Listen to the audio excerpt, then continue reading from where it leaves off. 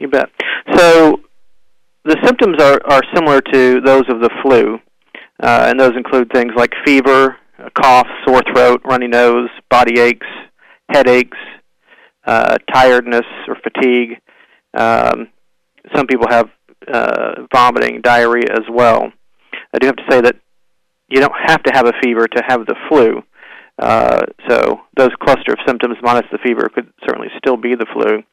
So what we've seen is an unusual pattern of serious illnesses in patients with those symptoms.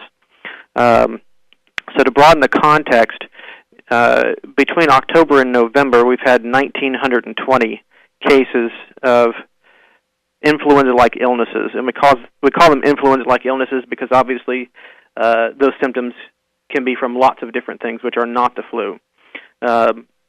Of those 1,920 cases, about 250 of those have tested positive for flu, and that's either flu A or flu B, which are the common strains.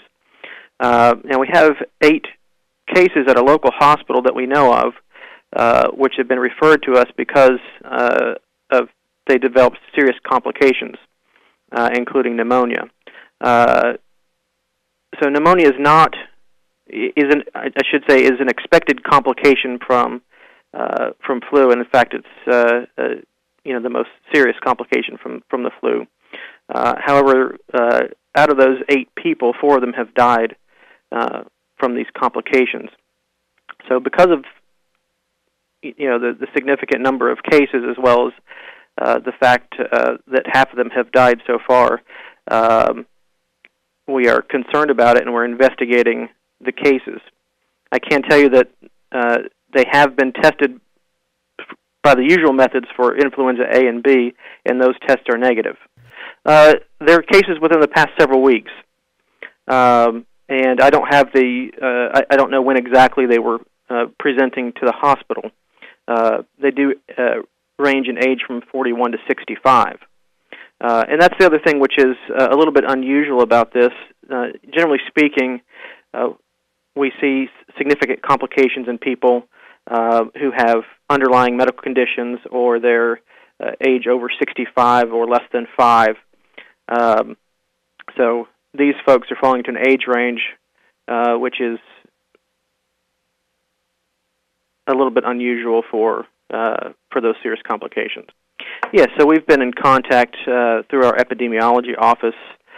Dr. Syed Ibrahim has been coordinating that effort with the state as well as other public health officials in the Houston area to let them know about the cases we're seeing and to try to coordinate efforts to identify what exactly this disease process is. Further definitive testing have been sent off to try to identify what this is. Well, we certainly don't have an answer to what it is now. There's still a possibility that it could be influenza. Again, the tests that we have for influenza test the common strains, but as we've seen from past years, sometimes that testing is not very predictive of influenza in the current year. So we've sent off testing to try to identify if there are possibly other strains of influenza, or it may be a completely different virus. So the biggest thing is to practice common infection control guidelines, and that is to make sure people are washing their hands with soap and water or using hand sanitizer frequently.